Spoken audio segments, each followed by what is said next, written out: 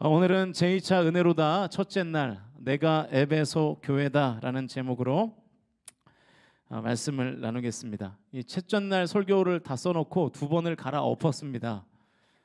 예, 전해야 할 내용이 너무 많은데 도무지 말끔하게 정리가 안 돼서 다시 좀 써야 될 것 같더라고요. 그래서 이 설교가 벌써 세 번째 준비한 설교인데 약간 딱딱할 수 있습니다. 한 절 한 절 읽어가면서 차근차근 좀 정리하면서 우리가 요한계시록의 7교회를 좀 살펴보면 좋을 것 같습니다.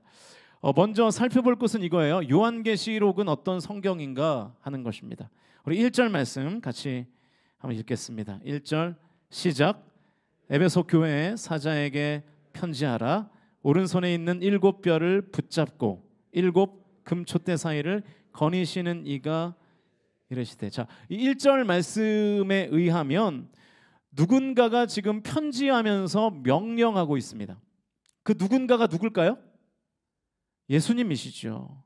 7뼈를 붙잡고 7 금촛대 사이를 거니시는 이가 지금 요한에게 편지를 쓰라고 명령하셨고, 요한이 그 음성을 들어서 지금 7 교회에게 편지를 쓰고 있는 것입니다. 여러분이 조금 전에 말씀하신 것처럼 이 7뼈를 붙잡고 7 금촛대 사이를 거니시는 이는 바로 예수 그리스도이십니다. 그러니까 여러분, 요한계시록은 어떤 성경이냐면 예수 그리스도의 말씀, 예수 그리스도의 계시인 것입니다. 더 정확하게 말하면 예수 그리스도가 하신 계시라는 뜻도 되고요, 예수 그리스도를 나타내는 예수 그리스도의 계시라는 뜻도 됩니다. 그래서 요한계시록은 신학적으로 말하면 기독론을 다루고 있는 성경이죠. 제가 이 얘기를 왜 하냐면 요한계시록이 종말만을 이야기하는 성경이 아니라는 거예요. 말세에 관한 이야기만 하는 게 아니라는 것입니다. 그런 얘기도 있지만 그 일부고요. 요한계시록을 관통하는 주제는 오직 예수 그리스도이신 줄로 믿습니다.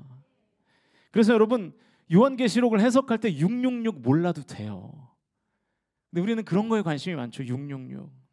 바다에서 나온 짐승이 뭔지, 음녀의 심판이 뭔지 몰라도 요한계시록을 해석하는 데에는 아무런 문제가 되지 않습니다. 요한계시록의 주제는 종말이나 말세가 아니에요. 중심 주제는 예수 그리스도입니다.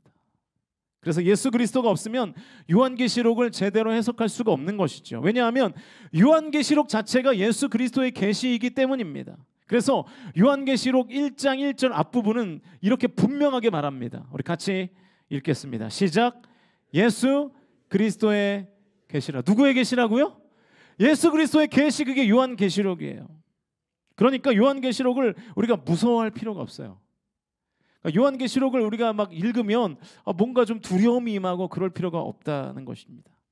이단들 때문에 그래요. 이단들이 요한계시록을 자꾸만 종말론적인 해석만을 하려고 하니까 우리가 두려움에 빠지게 되는 것입니다. 이 건강한 교회의 성도들이 의도적으로 자꾸 이렇게 피하는 성경이 요한계시록이 된 것 같아서 조금 안타깝습니다. 저는 이게 사단의 전략이라고 생각이 되는데요. 그러니까 요한계시록을 자꾸 일반 성도들이 못 읽게 하는 거예요. 그러니까 여러분, 이렇게 생각하시면 됩니다. 예수님에 대한 기록이 여러분 신약 성경 중에 몇 권이죠? 몇 권이죠? 마태, 마가, 누가, 요한, 사복음. 물론 뭐 다 예수 그리스도의 기록이지만 우리가 흔히 말하는 복음서가 뭡니까? 마태, 마가, 누가, 요한, 이 사복음서잖아요. 그러니까 이 사복음서는 처음 오신 예수님에 대한 기록이에요. 성육신하셔서 육신의 몸을 입고 이 땅에 처음 오신, 이 초림하신 예수 그리스도의 계시가 바로 이 마태, 마가, 누가, 요한복음, 이 사복음서죠.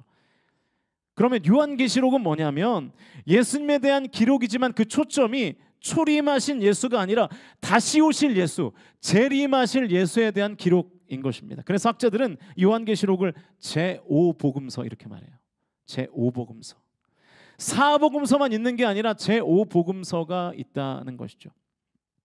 그러니까 요한계시록은요, 예수님을 사람이 아니라 완전하신 하나님으로 묘사합니다. 고난받는 종이 아니라 통치자로서 묘사를 하고요, 어린 양이 아니라 사자로서 묘사를 합니다. 그리고 구원자가 아니라 심판자로 묘사를 하시는 거죠. 그래서 요한계시록은 사복음서와 달리 또 다른 복음서이기 때문에 우리가 그 요한계시록을 피할 이유가 없다는 것이죠. 그러니까 성도가 복음서를 피하면 안 되는 거잖아요. 그래서 요한계시록은 분명히 우리에게 이렇게 말씀합니다. 1장 3절 말씀 같이 읽겠습니다. 모니터가 왼쪽에서만 나오는데 오른쪽에서는 안 나오고요. 네, 확인 한번 해주십시오. 우리 3절 말씀 같이 읽겠습니다. 시작. 이 예언의 말씀을 읽는 자와 듣는 자와 그 가운데 기록한 것을 지키는 자는 복이 있나니 때가 가까움이라. 할렐루야. 요한계시록의 말씀을 읽는 자와 듣는 자와 지키는 자에게 뭐가 있다고 예수님 말씀하십니까? 복이 있다고 말씀하십니다. 여러분, 오늘 저와 여러분이 앞으로 5일 동안 이 요한계시록을 읽어 나아갈 때 복이 임하실 수 있기를 주님의 이름으로 축원드립니다. 읽으면 복이 임하는 성경이 이 요한계시록인 것이죠. 그러므로 여러분, 요한계시록을 전혀 무서워할 필요가 없습니다. 자, 다시 2장 1절로 갑니다. 2장 1절 화면을 보시면서 같이 읽겠습니다. 시작. 에베소 교회 사자에게 편지하라. 오른손에 있는 7별을 붙잡고 7 금촛대 사이를 거니시는 이가 이르시되. 자, 1절 말씀에 요한계시록이 어떤 성경인지가 또 나오는데, 요한계시록은요 교회에게 보내는 편지예요. 교회에게 보내는 편지. 교회 사자에게 편지한 것이니까요, 교회로 보낸 편지가 바로 요한계시록인 것입니다. 그러니까 신학적으로 말하면 첫 번째는 기독론이고요, 두 번째는 교회론을 다루고 있는 성경이 바로 요한계시록입니다. 요한계시록 1장 4절 앞부분 말씀 같이 읽겠습니다. 시작. 요한은 아시아에 있는 7 교회에 편지하느니. 어디에 편지한다고요? 7 교회. 자, 그러면 22장 16절도 읽겠습니다. 화면을 보시면서 읽습니다. 시작. 나 예수는 교회들을 위하여 내 사자를 보내어 이것들을 너희에게 증언하게 하였느니라. 이 편지를 왜 썼다고요? 교회들을 위하여 썼다. 요한계시록 마지막 장절이 22장 21절이거든요. 그러니까 22장 16절 말씀은 거의 끝부분이잖아요. 요한계시록의 시작과 마지막에 교회라는 단어가 등장하고 있어요. 그러므로 요한계시록은 건강한 교회와 건강하지 못한 교회를 폭로하는 편지인 것입니다.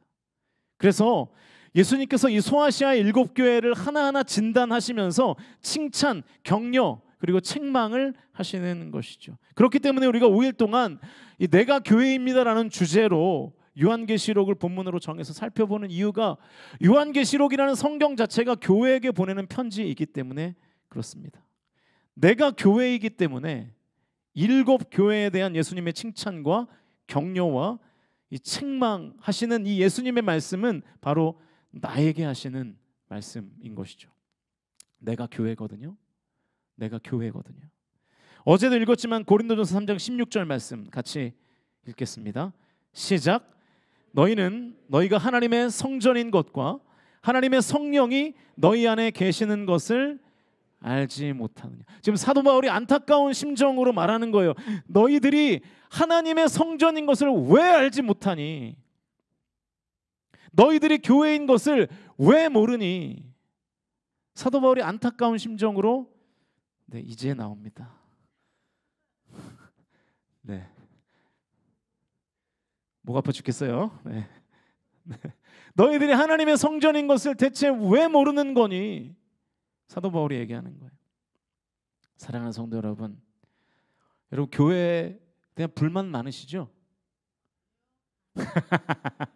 네, 그렇게 말해주셔서 감사합니다. 아, 왜 없겠어요? 있죠. 그런데 여러분, 불만 가지시는 거 좋은데요, 나에게 내가 교회인 것을 깨닫는다면 여러분 자신에게도 한번 불만을 가져보세요. 내가 교회니까. 여러분, 내가 교회인 것을 깨달으실 수 있기를 주님의 이름으로 축원드립니다. 그러므로 여러분, 교회에 다니지 말고 여러분이 교회가 되십시오. 내가 교회이기 때문에. 우리는 교회를 다니는 것으로 내가 할 모든 일들을 다 했다고 생각하는데 그거 아닙니다. 내가 교회가 되는 신앙의 성숙을 가져야 하는 것입니다. 신앙생활은요, 여러분 교회 다니는 거 아니에요. 진정한 신앙생활은 교회가 되는 것입니다. 다 같이 저를 한번 따라해 보실까요? 교회 다니지 말고 교회가 되자. 다시 한번 교회 다니지 말고 교회가 되자. 할렐루야. 교회가 되실 수 있기를 축복합니다. 이것이 5일 동안 우리가 가져야 되는 부흥의 목표입니다. 우리 마지막으로 앞뒤 성도님들과 다시 한번 인사하겠습니다. 교회가 됩시다. 시작. 교회가 됩시다. 네. 여러분 오늘 첫날이라요. 서론을 이야기하지 않을 수 없어서 여기까지는 설교의 내용에서 빼주셔야 됩니다. 이제부터가 진짜 에베소 교회 이제부터 할 거예요. 오늘 조금 긴데 오늘 은혜가 있기를 축복합니다. 네. 사실은 오늘 여러분 이렇게 이제 담임 목사가 뭔가 큰 일을 이렇게 준비하면 두려움이 좀 커요. 저희 이렇게 목회자들 워크숍 갔을 때에도 고민했어요. 이거 은혜로 다 할까 말까. 네. 내가 할까 강사를 세울까. 뭐 별 고민을 이제 뭐 다 했어요. 강사를 세우면 더 많이 올 것도 같고 막 그래서 이제 아무래도 저는 이제 좀 이제 달았잖아요, 그죠? 뭐 주일에도 매일 듣고 하니까 내년에는 강사를 모셔볼까 싶기도 합니다. 5일 동안 뭐 그렇기도 한데 아직 모르겠어요. 제가 사실은 사실 이 본당에 올라오기 직전까지도 제가 지금 시험거리가 2가지가 있는데 그 첫 번째 하나가 이제 몇 명이나 앉아 있을까. 네, 그러면서 이제 하나님 몇 명이 앉아 있든지 간에 시험에 안 들게 해주십시오. 정말 오늘 하루 종일 그 기도를 하면서 기분도 오르락 내리락하고 막 그러면서 왔는데 뭐 다행히 시험 들 정도 안 오시지는 않은 것 같아요. 그래서 참 감사합니다. 네. 내일부터는 좀 더 짧아질 거니까 첫날 했더니 목사님 설교가 너무 길더라. 내일 못 오겠다. 뭐 이렇게 생각하지 마시고 지금부터입니다. 이제 에베소 교회 살펴보겠습니다. 그 에베소라는 도시를 말하지 않을 수가 없을 것 같아요. 이 에베소는요, 그 한마디로 사상과 종교의 도시였어요. 그래서 이 7대 불가사의라고 불리는 아데미 신전이 있는 지역이 바로 이 에베소였습니다. 이 아데미 신전은요, 그리스의 파르테논 신전의 2배의 크기 정도 되는 아주 어마어마한, 아마 파르테논은 다 가보셨을 텐데 그것보다 2배 정도 큰 신전이 있는 이 아데미 신전이 있는 지역이었습니다.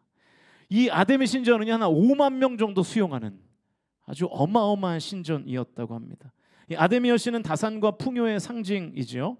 사도행전 19장 28절을 보면 에베소 사람들이 크다 아데미 사람 에베소 사람의 아데미여 이렇게 외치는 장면들이 나와요. 그 정도로 이 에베소 사람이 이 아데미 신을 굉장히 이렇게 숭배하는 그런 문화를 가지고 있었습니다. 당시에 이 아데미 신전을 섬기는 여사제만 수천 명이었다고 합니다. 여사제는 여러분 잘 아시겠지만 이렇게 신전 창기들이었어요. 그림을 보여주시면 저 크고 화려한 신전에서 여사제와 함께 그 신을 숭배하는 사람들이 이 집단 섹스를 하는 그런 공간이 바로 저 아데미 신전이었습니다. 그 에베소에서 이런 일들이 막 이루어진 거예요.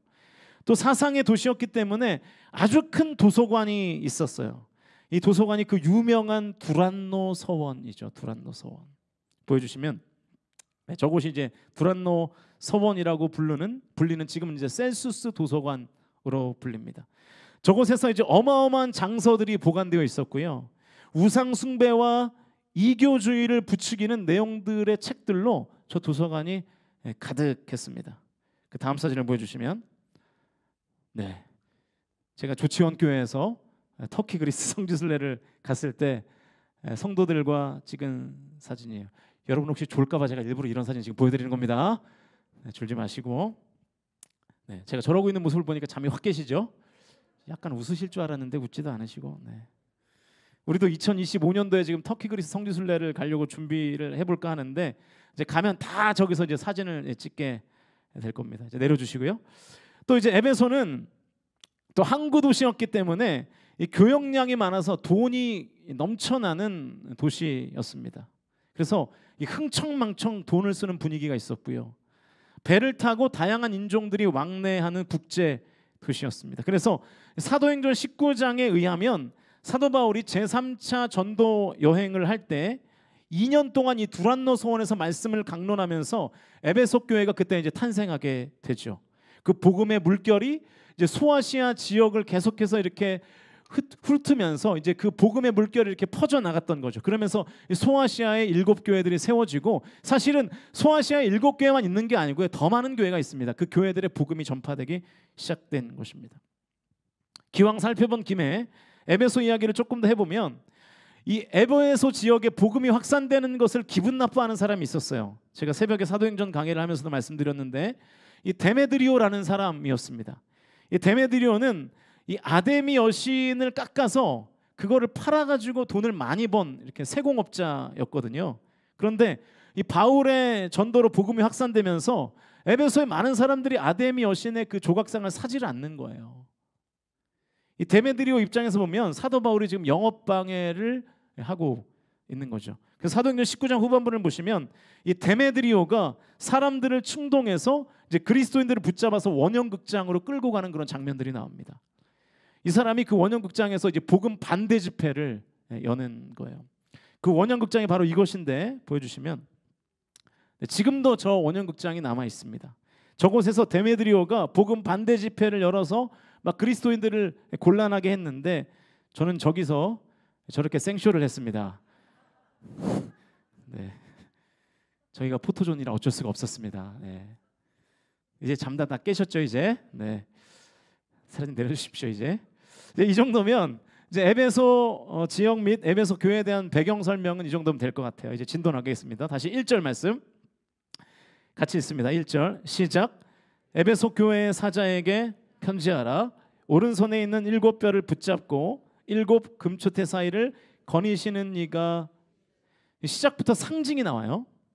7별과 7 금초대가 나옵니다. 7별과 7 금초대는 뭘까요, 여러분? 우리가 생각할 필요가 없어요. 성경에 답이 있어요. 1장 20절 읽습니다. 시작. 네가 본 것은 내 오른손의 7별의 비밀과 또 7 금초대라.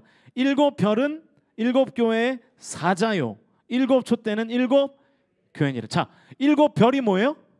7교회의 사자, 다시 말하면 7교회의 목회자들이었습니다. 그리고 7촛대는 뭡니까? 그 7교회였어요. 그런데 2장 1절에서 예수님 지금 뭐라고 말씀하시냐면 7별을 오른손으로 붙잡고 계신대요. 그러니까 7명의 7교회의 목회자들 7명을 예수님께서 지금 오른손에 붙잡고 계신다. 그리고 또 어떻게 하세요? 7 금초대 사위를 거니신다는 거예요. 다시 말하면 7교회 사위를 예수님께서 거니신다는 거예요. 요한계시록은 예수 그리스도의 계시라는 말씀을 드렸습니다. 자, 여러분, 예수님은 어떤 분이십니까? 교회의 설교자들을 오른손에 붙잡고 계시는 분이시고, 또 교회는 성도라고 말씀드렸죠. 그러니까 다시 말하면 성도들 사이를 돌아다니시며 돌보시는 분이 저와 여러분이 믿는 예수님이신 줄로 믿습니다. 다시 말하면 예수님은 목회자를 붙잡고 계시고 성도들을 돌보시는 분이시라는 거예요. 사랑하는 성도 여러분, 예수님께서 저와 여러분의 삶을 돌보시는 줄로 믿으실 수 있기를 주님의 이름으로 축원드립니다. 하나님은 절대로 나의 고난, 나의 아픔과 상처 모른 채 하시지 않습니다. 나의 머리털까지 다 세심받으신 그 하나님께서 나를 돌보시고 나를 세밀하게 인도하시는 줄로 믿으실 수 있기를 주님의 이름으로 축원드립니다. 오늘 이 밤에 내 삶을 돌보시는 하나님을 경험하는 귀하고 복된 밤 되시기를 주님의 이름으로 간절히 축원드립니다. 이제 그분이 계속해서 말씀하시는데 2절과 3절 말씀입니다. 같이 읽겠습니다. 2절과 3절 큰 목소리를 읽겠습니다. 시작.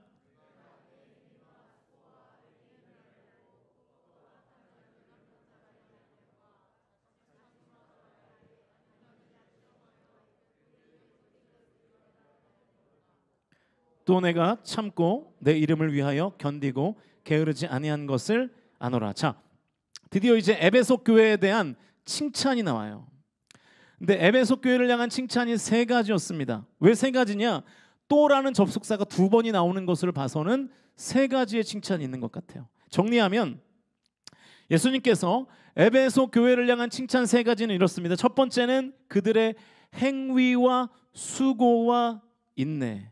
두 번째는 악한 자들을 용납하지 않은 것과 거짓 교사들을 물리친 것. 간단히 말하면 이단에 대해서 단호하게 대처했다는 거예요. 6절을 보면 니골라당이라는 표현이 나오는데 일종의 이것도 이단입니다. 이 버가목 교회를 얘기할 때 이 니골라당이 나오니까 자세한 설명은 그때 하겠습니다. 그러니까 이단이라는 것만 알고 넘어가시면 될 것 같아요. 세 번째는 예수 그리스도 그 이름을 위하여 참고 견딘 것. 이 세 가지가 에베소 교회를 향한 예수님의 칭찬이었어요. 신약 시대, 그러니까 이 로마의 통치를 받던 이스라엘이 당했던 박해는 대표적으로 두 가지였어요. 첫 번째는 네로 박해였고요. 두 번째는 도미티안 박해였습니다. 그런데 이 소아시아 7교회가 당한 박해는 두 번째 박해, 이 도미티안 박해예요. 이 도미티안 박해를 아주 간단하게 설명하면 당시의 황제였던 이 도미티아누스가 자기가 신이 되고 싶은 거예요. 그동안은 그냥 황제였어요. 그런데 내가 신이 되고 싶어요. 그래서 어떻게 했냐면 로마에 사는 모든 시민들이 자기를 향해서 당신이 주님이십니다 를 고백하게 만들었어요. 그런데 여러분, 크리스천들에게 유일한 주님은 누구십니까? 예수 그리스도시잖아요. 그래서 도미티아누스를 향해서 당신이 주님이십니다라고 말을 할 수가 없는 거예요. 그래서 로마 군인들이 그리스도인들을 잡아서 사자밥으로 줬습니다. 너 도미티아누스 황제를 그리스도로 주로 고백할 거야? 안 해? 안 해? 사자밥 불로 태워 죽이고 그렇게 된 거예요. 그래서 박해를 피해서 이제 그리스도인들이 지하 동굴로 달아나죠. 그래서 지금도 터키 그리스 성지순례를 가면 여러분이 열기구로 유명한 이 갑바도기아라는 지역을 아실 거예요. 열기구로 굉장히 유명한데 거기에 보면 이 데린쿠유라는 이 그리스도인들의 지하 요새를 순례할 수 있습니다. 제가 언젠가도 잠깐 보여드렸는데 이 자료에 의하면 박해를 피해 지하로 갔던 그리스도인들이 지하 요새를 지하 55m까지 팠답니다. 그 당시에 층수로는 뭐 25층이라고 말하는 학자들도 있고요. 뭐 17, 18층은 됐을 것이다 이렇게 봅니다. 그림을 좀 보여주시면 저거는 뭐 실제는 아니고요. 그림입니다. 지금은 안전상의 이유로 제가 알기로는 2층까지만 들어갈 수 있어요. 저 들어갔다 왔는데 예배당은 물론이고요. 환기 시스템까지, 벤틸레이션까지 완벽하게 만들어 놓은 지하 동굴입니다. 그리고 혹시라도 로마 군인들의 추격을 당해서 저 지하 동굴이 발각되면 미로처럼 돼 있어서 들어가면 나올 수가 없는, 그러니까 이 지하 동굴을 알지 못하면 들어가면 못 나오는 그런 요새를 만들어 놓은 것입니다. 그러니까 에베소 교회가 이럴 정도로 박해를 견뎠다는 거예요. 예수님을 믿는다는 이유로 이런 박해를 당했는데도 믿음을 버리지 않고 참은 이 에베소 교회. 그래서 예수님이 그들을 지금 칭찬하시는 것입니다. 물론 지금도 이단이 아주 무서운 기세로 기성교회들을 노리고 있고요. 또 예수님을 믿는다는 이유로 우리가 사회에서 때때로 어려움을 당하기도 합니다. 그러나 지금 우리의 어떤 현실적인 상황과는 약간 동떨어져 있는 것도 사실이죠. 그래서 이 두 번째 칭찬과 세 번째 칭찬은 사실 우리에게는 그렇게 와닿지 않는 칭찬입니다. 그래서 그냥 알고 넘어가는 수준으로 끝내겠습니다. 오늘 집중하고 싶은 것은 예수님의 첫 번째 칭찬이에요. 에베소 교회가 예수님께 들은 첫 번째 칭찬이 뭐였냐면 에베소 교회의 행위와 수고와 인내였습니다. 이 행위는 헬라어로 에르곤이라는 단어인데요. 그냥 아무런 행동을 한 것이 아니라 성도의 영적 생활 전체를 가리키는 단어가 이 에르곤입니다. 그러니까 에베소 교회 성도들은 영적 생활을 했다는 거예요. 내가 교회로서 하나님을 믿는 예수 그리스도를 구주와 주님으로 인정하는 성도로서 영적 생활을 했다는 것입니다. 사도행전 19장 17절부터 19절까지를 보시면 이런 말씀이 있어요. 같이 읽겠습니다. 시작.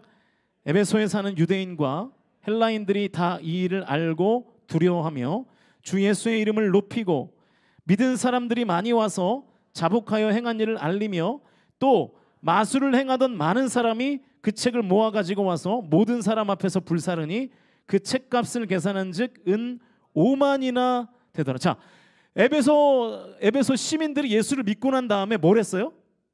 아까 제가 사진으로 보여드렸던 그 두란노 서원, 그 셀수스 도서관에 있는 마술책들을 다 꺼내 가지고 와서 불에 태웠습니다. 그 책값이 얼마였대요, 여러분? 은 5만. 제가 자료를 찾아보니까 당시에 은 5만이요. 노동자들 137명의 1년 연봉이래요. 제가 지금의 시세로 환산을 해봤습니다. 제가 돈에 관심이 많아서 환산을 해봤는데 대충 한 달 월급을 최저시급으로 200만 원으로 잡고 월급 200만 원을 계산하면 32억 원어치의 2억 원어치의 마술책을 태운 거예요. 우리 교회 성도들은 32억을 얘기해도 놀라지를 않아요. 다들 뭐 주머니 속에 32억 정도를 갖고 있으니까 우리는 그냥 다들 뭐 통장에 50억 정도는 있으시잖아요, 그죠? 좀 헌금 좀 많이 하세요. 그러면은 네. 그러니까 무슨 얘기냐면 에베소 교인들은요 믿는 사람으로서 구별된 행위가 있었다는 거예요. 결단이 있었다는 거예요. 32억이라는 대가를 지불해서라도 나는 성도다, 나는 교회이다라는 것을 증명하고 싶었다는 거예요. 제가 에베소 지역의 분위기를 설명해 드렸잖아요. 쾌락이 판치는 도시였습니다. 신전 창기들이요 거기서 그룹 섹스들을 막 하는 그런 지역이었어요. 흥청망청한 문화가 있는 도시였습니다. 그런데 에베소 교회 성도들은 그들의 삶을 따라가지 않았어요. 성도로서 영적인 생활을 했습니다. 그냥 자기들끼리 모여서 예배하는 것 말고 믿지 않는 사람들에게 내가 성도임을, 내가 교회임을 만천하에 공개하며 살았어요. 그러니까 에베소 교회 성도들은 쾌락적으로 살지 않았다는 뜻입니다. 물질을 흥청망청 쓰지 않았다는 뜻이에요. 더 구체적으로 말하면 이 시대적 정황으로 볼 때 그들의 몸과 시간과 물질을 구별했다는 뜻입니다. 그래서 에베소 교회가 예수님께 칭찬받았어요. 여러분 이것이 칭찬받는 교회된 성도의 모습인 줄로 믿습니다. 저와 여러분은 정말로 내가 성도임이, 내가 교회임이 세상에 살아갈 때 드러납니까? 제가 예전에 그런 얘기 했잖아요. 미용실 갔는데 제가 목사인지 모르더라고요. 자꾸 물어봐요. 뭐 자동차 팔러 다니시냐고 물어봐요. 낮에 머리를 깎으러 가니까 뭐 세일즈 하시냐 저보고. 머리도 짧게 깎고 막 이러니까 정장 입고. 저도 참 부끄러운 목사인 거죠. 그러니까 네. 여러분 우리가 세상 사람들과 섞여 살 때 내가 그리스도인임이 행위로 구별되냐 이 말입니다. 말과 행동에 티가 나야 돼요. 그러니까 여러분 연예인들 가끔 TV에서 인터뷰하다 보면 여러분 감사라는 말 많이 하는 연예인들 있죠. 대부분 뭘까요? 네, 그리스도인들이에요. 티가 나야 돼요. 무슨 뭐 시상식에서 뭐 인터뷰하면서 뭐 하나님께 감사 찬양과 영광을 돌립니다. 이런 거 안 해도 그들의 입에서 감사라는 이 단어들이 많이 나오는 이유가 있다는 것입니다. 혹시 여러분은 내가 내 입으로 교회 다닌다고 말하지 않으면 내가 성도임이 전혀 드러나지 않는 것은 아닙니까? 만약 그렇다면 내가 이 땅을 살 때 지금 나는 교회로 살지 못하는 것입니다. 교회는 다니지만 교회를 살지는 못하는 거예요. 사랑하는 성도 여러분, 저와 여러분의 삶이 교회로서 구별된 삶이 되실 수 있기를 주님의 이름으로 간절히 축원드립니다. 나의 육체의 사용이 나의 교회됨을 나타낼 수 있어야 돼요. 나의 시간 사용의 모양새와 물질 사용의 모양새가 나의 교회됨을 드러낼 수 있어야 된다고요. 내가 성도인데 내가 교회인데 전혀 성도와 교회로 보이지 않는 행위, 다시 말하면 육체 사용, 시간 사용, 물질 사용의 모양새가 도저히 내가 성도로서 나의 삶을 증명할 수 없다면 오늘 이 밤에 회개하고 돌이키시는 은혜가 있기를 주님의 이름으로 간절히 축원드립니다. 더 자세히 구체적으로 적용을 해드리고 싶지만 상처를 받으실 것 같으니까 이 정도만 하고요. 근데 여러분 진짜 행위가 있는 이 예수님께 칭찬받는 교회가 되셔야 돼요. 여러분 세상에서 구별된 삶을 사실 수 있기를 주님의 이름으로 축원드립니다. 행위의 구별됨이죠. 첫 번째 칭찬의 두 번째 단어는 이제 수고입니다. 수고. 수고에 해당하는 헬라어고 코포스라는 단어인데요. 주를 위한 노동을 가리키는 단어예요. 주를 위한 노동. 그러니까 첫 번째 단어인 에르고는 공동체 밖에서의 행위였다면 두 번째 단어 코포스는 공동체 안에서의 행위인 것입니다. 에베소 교회 성도들은 교회 공동체를 위해서 섬기고 봉사했어요. 그것도 여러분 고되게요. 이게 고된 노동이라는 뜻이거든요. 적당히 힘 안 들이고 부담 안 가는 선에서 교회를 위하여 봉사한 것이 아니라 에베소 교회 교인들은요 고되게 봉사했어요. 고되게. 그것도 그 수고를 인내했습니다. 인내. 여러분 무슨 뜻입니까? 조금 하다가 힘들면 그냥 때려치는 그게 아니라 끝까지 인내하면서 그 고된 노동을 지속했다는 것입니다. 고된 노동을 묵묵히 감당했다는 거예요. 예수님께서 이것을 칭찬하셨습니다. 주님을 위한 공동체, 공동체를 위한 노동, 그것이 있어야 여러분 진정한 교회다움이 회복되는 것입니다.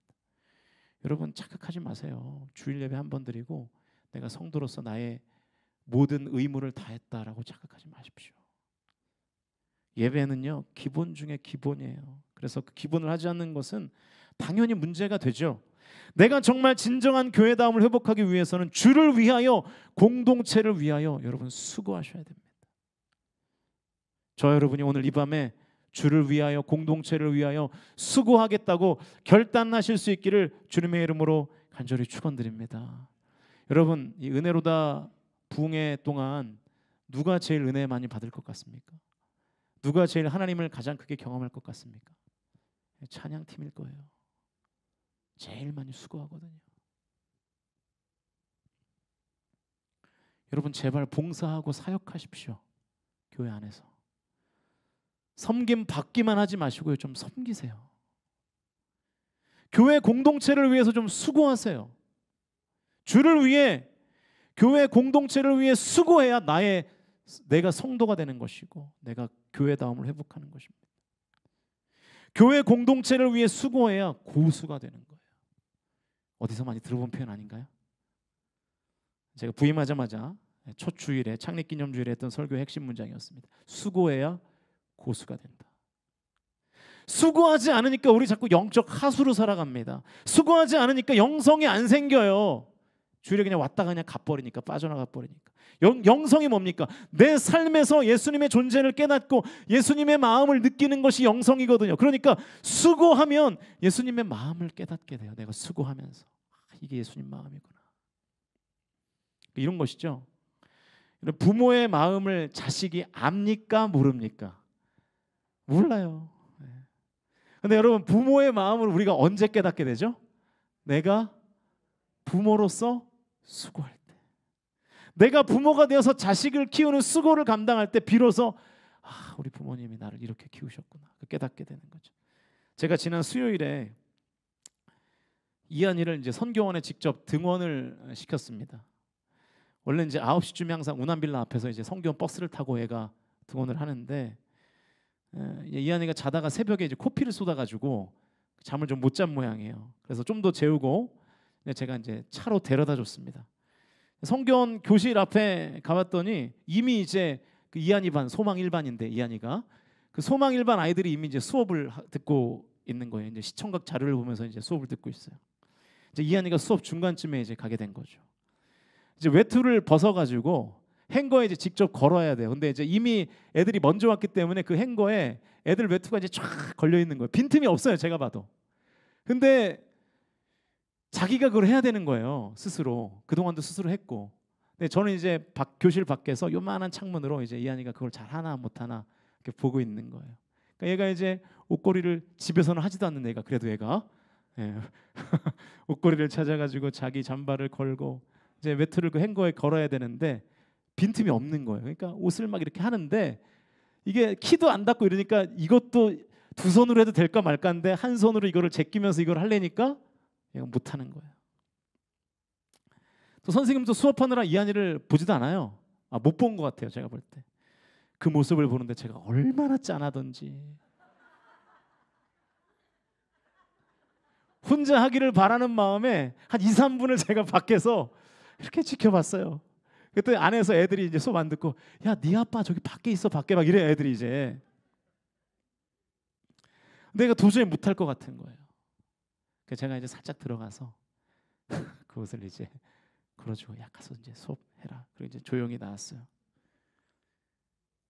그리고 교회로 가는 차에서 제가 울었어요. 우리 아내가 얼마나 저에게 핀잔을 주던지 그런 걸로 운다고. 너무 속이 상하더라고요. 저게 저 험한 세상을 어떻게 살래나. 막 저 옷걸이도 못 걸어가지고 그런 생각이 들고 진짜 그러면서 막 이제 차에 가면서 이제 또 윤도현 밴드의 흰소형 고래를 들으면서 갔거든요. 그래가지고 막 눈물이 나고 막 그러는 거예요. 그러면서 이제 생각이 드는 거죠. 아, 우리 어머니 아버지도 나 키우면서 네, 나 키우면서 많이 우셨겠다. 그러니까 부모로 수고를 해보니까요, 부모가 이해가 되는 거잖아요. 맞아요, 틀려요? 맞죠. 여러분, 수고하지 않으니까 영성이 안 생기고, 교회에서 마찬가지입니다. 수고하지 않으니까 영성이 안 생기고 그게 자꾸 불만이 많아지는 거예요. 주를 위해, 교회를 위해 수고해 보면 어려움을 알게 되니까, 아, 교회가 왜 이것도 못할까, 그게 이해가 되기 시작합니다. 필드에서 수고를 안 해보니까 뜬구름 잡는 얘기만 하는 거예요. 탁상공로만 하는 거예요. 그래서 여러분, 신학생들 사이에서는요, 이 말이 거의 진리처럼 통용됩니다. 설교와 교수가 설교를 제일 못한다. 실제로 그래요. 설교와 교수치고 설교 잘하는 교수를 본 적이 없습니다. 나중에 제가 우리 교회 설교와 교수 한번 모셔볼 테니까 확인해 보세요. 정말 그래요. 왜 그럴까요? 왜? 필드, 목회 현장에서 수고 안 하시거든요. 물론 교수의 사역도 힘들죠. 학교에서 일하는 것도 힘들죠. 그런데 현장이 다르잖아요. 설교는 교회에서 하는 거거든요. 그러니까 설교와 교수님의 설교가, 이게 그만하겠습니다. 아무튼 안 좋아요, 이게. 네. 그러면 수고해본 경험이 없으니까요, 이상적인 것만 얘기하는 거죠. 교회가 그래야 되는 거 아니냐? 그거 누가 모릅니까? 몰라서 안 하는 게 아니에요. 안 돼서 못 하는 거예요. 와서 수고해 보라고요. 그게 쉽나? 수고해 보면요, 여러분, 입이 담궈져요. 그리고 교회가 이해되기 시작합니다. 아, 이런 현실적인 어려움이 있어서 안 됐구나. 여러분 진짜 성도가 되려면, 진짜 교회가 되려면 수고하셔야 됩니다. 교회에서 예배만 드리고 수고하지 않는 분들에게 저는 오늘 이 밤에 도전 드리고 싶어요. 내년에는 공동체 안에서 봉사를 시작할 수 있기를, 섬김을 시작하실 수 있기를 주님의 이름으로 축원드립니다. 아멘이 작을 줄 알았어요. 네. 근데 여러분 진짜 그래요. 그래야 예수님의 마음을 알게 돼요. 그리고 칭찬받는 교회가 되는 것입니다. 그러니까 여러분, 예배만 드린다고 해서 교회다움이 회복되는 게 아닙니다. 예배도 드리는 성도가 교회다움이 있는 성도인 줄로 믿습니다. 좀 아멘 좀 하세요 좀. 네. 예배와 함께 봉사가 있어야 돼요. 여러분 제발 우리 교회는 뭐 2080 법칙, 뭐 파레토의 법칙 그런 거 적용이 안 됐으면 좋겠어요. 고린도전서 15장 58절 말씀 같이 읽겠습니다. 읽습니다. 시작.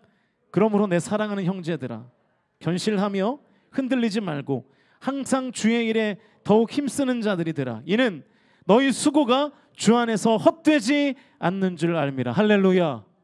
여러분의 수고가 절대로 헛되지 않는 줄로 믿습니다. 그리고 수고하고 계신 분들 흔들리지 마세요. 수고하시되 인내를 이루셔서 예수님의 칭찬받는 교회들 되실 수 있기를 주님의 이름으로 간절히 축원드립니다. 저는 이 첫 번째 칭찬이 우리 교회에 속한 성도가 진정한 교회가 되는데 가장 시급한 일인 것 같습니다. 그러면 이제 책망을 좀 살펴볼게요. 에베소 교회가 칭찬만 있었느냐? 그렇지 않았습니다. 에베소 교회가 대체 뭘 잘못했나? 이렇게 세 가지의 칭찬이나 있었는데 4절 말씀 읽겠습니다. 시작. 그러나 너를 책망할 것이 있나니 너희 처음 사랑을 버렸대요. 그래서 예수님의 책망을 받습니다. 그러니까 여러분 처음 사랑을 버리면 진정한 교회가, 건강한 교회가 아니라는 뜻입니다. 그래서 첫사랑을 회복하십시오 뭐 이런 강단의 메시지들 많이 들어보셨을 거예요. 여러분 첫사랑을 회복하라는 메시지의 의도가 뭡니까? 처음 믿음을 가졌을 때 뜨겁게 사랑했던 그 예수님과의 첫사랑을 회복하라는 거잖아요. 맞아요? 네. 제가 이번에 소아시아 7교회 이제 시리즈를 준비하면서 수요일 설교까지 준비해놨는데 이제 많은 설교를 듣고요, 책을 8권 정도 사서 이제 다 읽었습니다. 근데 이 부분의 메시지가 다 똑같아요. 예수님을 처음 믿을 때 예수님을 향한 나의 그 사랑과 열정을 회복하라는 메시지가 8권의 책에 다 똑같이 되어 있어요. 저도 사실 같은 메시지를 전하려고 했거든요. 너무 성경적인 메시지잖아요. 처음 믿을 때 그 사랑과 열정을 여러분 우리도 회복하실 수 있기를 주님의 이름으로 축원드립니다. 여러분 한때는 뜨거우셨잖아요. 그죠? 지금은 마음속에 수검댕이가 가득해서 다 타고 남은 죄만 있잖아요. 아닌 것처럼 시치미를 떼시는데, 그런데 이 말씀을 깊이 묵상하는 가운데 하나님께서 저에게 다른 깨달음을 주셨어요. 예수님께서 에베소 교회가 처음 사랑을 버렸다고 지금 책망하고 계신 거 아닙니까? 근데 여러분 한번 대답해 보세요. 정말 여러분 예수님을 처음 믿었을 때 그 예수님을 향한 나의 사랑을 여러분이 직접 여러분의 손으로 버리셨습니까? 내가 버렸어요? 의도해서? 나 이제부터 예수님 사랑 안 할 거야. 그리고 확 버려버리셨습니까? 그리고 교회는 계속 나오고 그러신 건가요? 예수님을 향한 열정을 다 없애버릴 거야. 그래서 여러분의 열정이 없어진 겁니까? 질문 어렵지 않죠? 대답들을 안 하십니까? 네. 여러분 사랑이 버려지던가요? 지금의 남편과 아내를 처음 만났을 때 여러분 뜨겁게 사랑하셨죠? 하도 오래돼서 이제 기억도 잘 안 나실 텐데 정말 많이 사랑하셨잖아요. 지금은요? 지금도 뜨겁게 사랑하는 분들이 계시더라고요. 전 세계에 한 3커플 정도 계시는데 있더라고요. 우리 교회도 한 커플 있는 것 같아요 아마. 그런데 그 열정적인 청춘의 사랑이 지금 우리에게는 없잖아요. 왜 없죠? 내가 버렸나요? 아니에요. 안 버렸어요. 나는 버리고 싶지 않았어요. 그런데 내 의도와 상관없이 점점 무뎌지는 거죠. 버린 것이 아니라 점점 사라진 거예요. 오늘이 제 아내 생일입니다. 하필 부흥회 때 생일이라고 말하면 큰일이 나니까 생일인데 하필 부흥회가 된 거예요. 이게 아주 뉘앙스의 차이인데 근데 제가 이제 긴장하고 이제 분주하니까요. 부흥회를 시작하고 오늘 월요일인데도 이제 우리 아내가 저한테 어디 가서 좋은 데 가서 밥 먹자는 얘기를 안 해요. 그래서 점심에 순두부찌개 먹고 왔습니다. 제 카드로 순두부찌개 23,000원을 결제하면서 축하해. 제 아내가 잘 먹었어. 파티 끝. 이제 달달한 멘트가 제 입에서 안 나와요. 뭐 좋은 생각이 났어, 뭐 네 생각, 뭐 이런 게 안 돼요 이제. 이것도 인터넷에서 찾은 겁니다. 이거 하상욱이라는 시인이 한 말인데. 여러분 아내를 향한 우리 주찬미 씨를 향한 제 사랑을 제가 직접 제 손으로 버린 적이 없습니다. 물론 사랑하죠. 또 오해하시면 안 되는데 사랑하죠. 그런데 그 사랑이 뭐 이렇게 뜨거운 어떤 열정적인 사랑이 옅어져 버린 거예요. 그러니까 만약 오늘 본문 4절에서 말하는 이 처음 사랑이 예수님을 향한 나의 사랑을 말하는 것이라면 에베소 교회로서는 약간 억울했을 것 같아요. 왜냐하면 에베소 교회가 버린 적이 없거든요. 나 안 버렸는데, 내가 의도적으로 버린 적이 없는데 그냥 사라진 건데, 빼앗겼으면 몰라도 버린 적은 없었던 것 같거든요. 그래서 제가 이건 아니라는 생각이 들었어요. 그러다가 이 사랑이라는 단어의 원어를 보니까 우리가 너무나 잘 아는 단어예요. 아가페예요. 아가페. 여러분 잘 아시잖아요. 아가페의 가장 일반적인 뜻이 뭡니까? 인간을 향한 누구의 사랑이에요? 하나님의 사랑이잖아요. 물론 이 아가페라는 단어가 일반적인 사랑을 말할 때도 쓰이기는 합니다. 그런데 기본적으로 이 아가페라는 단어가 성경의 용례로 사용될 때에는 인간을 향한 하나님의 사랑이거든요.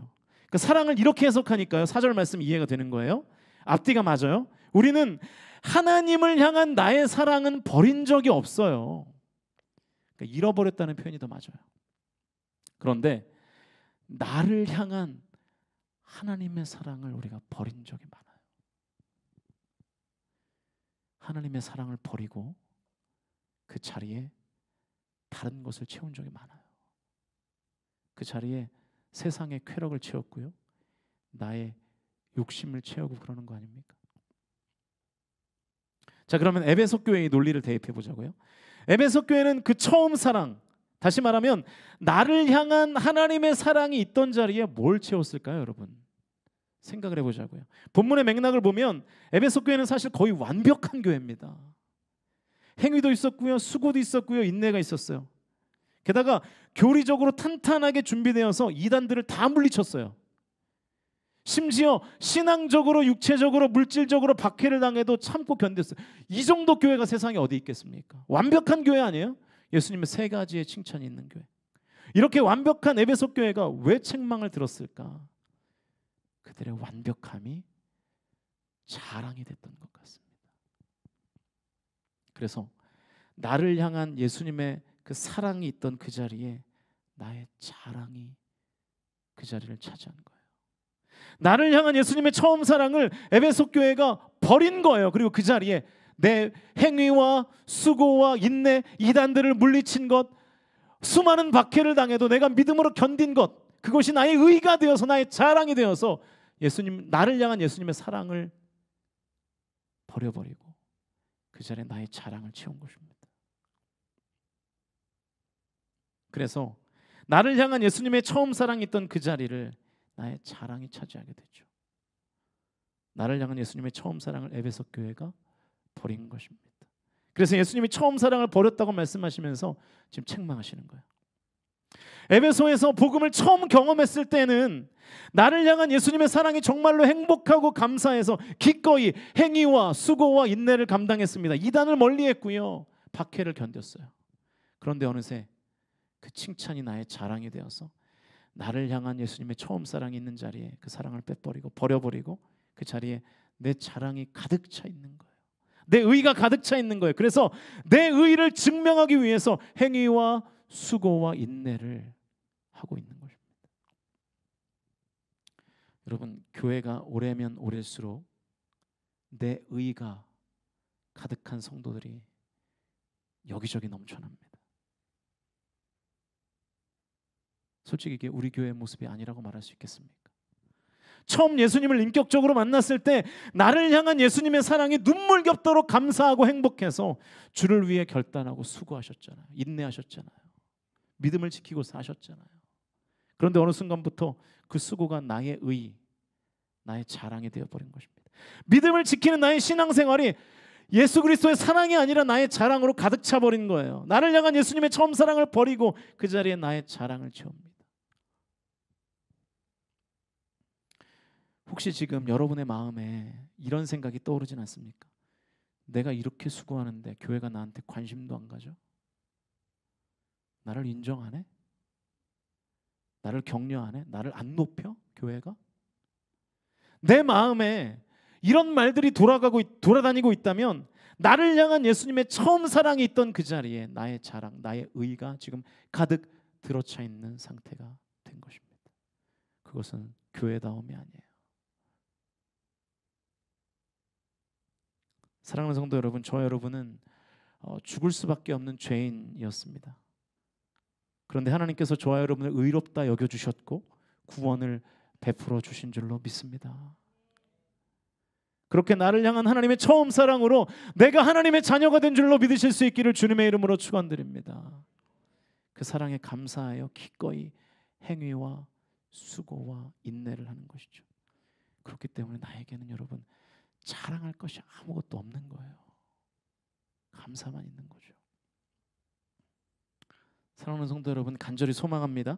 세상에서 그리스도인으로 살기 위한 동력이, 또 교회 안에서 내가 수고하고 인내하고 행위를 하고 하는 그 모든 동기가 오직 나를 향한 예수 그리스도의 사랑이실 수 있기를 주님의 이름으로 간절히 축원드립니다. 나를 드러내고 나를 자랑하기 위해서 내가 교회 안에서 이런저런 봉사를 하는 게 아니라는 거예요. 그거는 교회다움이 아닙니다. 나를 향한 예수님의 처음 사랑 대신에 그 자리에 나의 자랑이 차지하고 있다면 오늘 이 밤에 다시 나의 자랑을 그 자리에서 빼고 나를 향한 예수 그리스도의 사랑을 그 자리에 채워 넣으실 수 있기를 주님의 이름으로 간절히 축원드립니다. 네, 시간이 좀 지났는데요. 나의 자랑을 다시 나를 향한 예수님의 처음 사랑으로 돌이키는 방법을 빨리 살피고 마치겠습니다. 5절입니다. 5절 앞부분만 같이 읽겠습니다. 시작. 그러므로 어디서 떨어졌는지를 생각하고 회개하여 처음 행위를 가지라. 자, 이 말씀에 보면 동사가 3개가 나와요. 나의 자랑을 버리고 나를 향한 예수님의 처음 사랑을 다시 회복하는 방법 3가지로 간단하게 정리하면 3R로 제가 정리했어요. 3R. 첫 번째는 Remember입니다. Remember. 보여주세요. Remember. 기억하는 거예요. 여러분, 예수님 처음 믿었을 때 그때 받은 사랑과 감격이 오늘 이 밤에 다시 기억나는 은혜가 있기를 주님의 이름으로 축원드립니다. 그러면 나의 자랑이 아니라 나를 향한 예수님의 처음 사랑이 그때부터 회복될 겁니다. 두 번째는 회개하는 거예요. Repent. 나의 자랑을 동력 삼아 행위와 수고와 인내했던 것을 회개하실 수 있기를 주님의 이름으로 간절히 축원드립니다. 이게 두 번째 알이에요. 회개하면 주님께서 그 처음 사랑을 다시 부어주실 줄로 믿습니다. 세 번째, 가지는 것입니다. 이 가지다에 해당하는 헬라어가 포이에오라는 단어인데 만들다, 창조하다라는 뜻이에요. Recreation. 다시 창조하고 다시 만드는 것이죠. 그래서 5절 말씀 행위를 가지라고 되어 있죠. 그러니까 행위를 다시 만들고 창조해서 가지라는 뜻입니다. 예수님을 처음 믿었을 때 여러분의 행위를 다시 회복하실 수 있기를, 다시 만드실 수 있기를 주님의 이름으로 간절히 축원드립니다. 예수님의 처음 사랑을 경험했을 때 그때 여러분의 예배 행위가 지금과 똑같습니까? 여러분의 기도 행위가 지금과 똑같나요? 예수님 처음 사랑을 경험한 그때 여러분의 봉사와 섬김의 태도가 지금과 똑같습니까? 아니잖아요. 게을러졌잖아요. 변질됐잖아요. 솔직히 세속적으로 변했고 타락했잖아요. 저도 마찬가지입니다. 그 행위를 다시 만들어내고 다시 창조하면 나의 자랑이 제거되고 그 자리에 나를 향한 예수 그리스도의 사랑이 회복될 줄로 믿습니다. 예수님 분명히 말씀하십니다. 여러분, 그 처음 사랑을 회복하기 위해서 네 마음을 바꿔 먹어라 이렇게 말씀하시지 않고 예수님 처음 행위를 가지라고 말씀하세요. 행동을 바꾸라는 거예요. 생각이 아니라, 마음이 아니라 행동을 바꾸라는 거예요. 그냥 마음가짐만 새롭게 하면 된다고 말씀하시지 않습니다. 나를 향한 예수님의 처음 사랑을 다시 경험하기 위해서는 나의 행위가 바뀌어야 된다. 예수님 분명하게 말씀하시죠. 사랑하는 성도 여러분, 오늘 이 밤에 나의 행위, 나의 태도와 습관 바꾸겠다고 결단하는 은혜의 밤이 되실 수 있기를 주님의 이름으로 간절히 축원드립니다. 나의 행위를 바꾸지 않으면 예수님께서 심판하신다는 것을 기억하십시오. 5절 뒷부분입니다. 같이 읽겠습니다. 시작.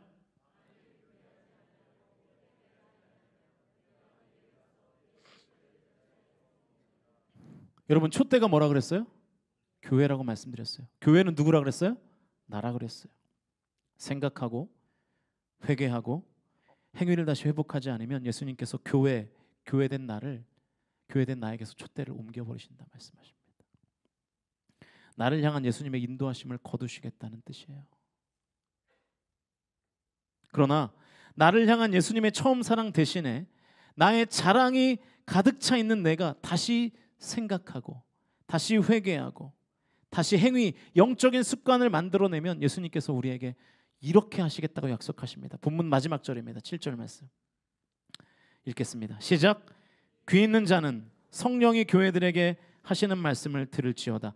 이기는 그에게는 내가 하나님의 낙원에 있는 생명나무의 열매를 주어 먹게 하리라. 할렐루야. 하나님의 완벽한 보호와 한량없는 복이 있는 공간이 이 지상낙원 에덴이잖아요. 그곳에 있던 생명나무 열매를 너희들이 다시 먹게 될 것이다. 아담과 하와가 빼앗겼던 그 복이 다시 너희들에게 임하게 될 것이다. Remember, repent, recreation. 생각하고 회개하고 다시 영적 습관을 만들어내는 그 성도를 하나님께서 다시 에덴으로 인도하시고 완벽한 보호와 은혜로 하나님께서 역사하실 것을 믿으실 수 있기를 주님의 이름으로 축원드립니다. 오늘 이 밤에 예수님 우리에게 말씀하십니다. 귀 있는 자는 들을지어다. 오늘 저와 여러분의 귀가 열리는 은혜가 있기를 주님의 이름으로 축원드립니다. 여러분의 귀가 열려 교회들에게, 교회인 나에게 하시는 말씀이 바로 오늘 에베소 교회를 향한 칭찬과 책망의 말씀인 것을 저와 여러분이 믿고 교회된 내가, 온전히 하나님의 성전된 내가 다시 거듭나고 회복되는 밤 되실 수 있기를 주님의 이름으로 간절히 축원드립니다.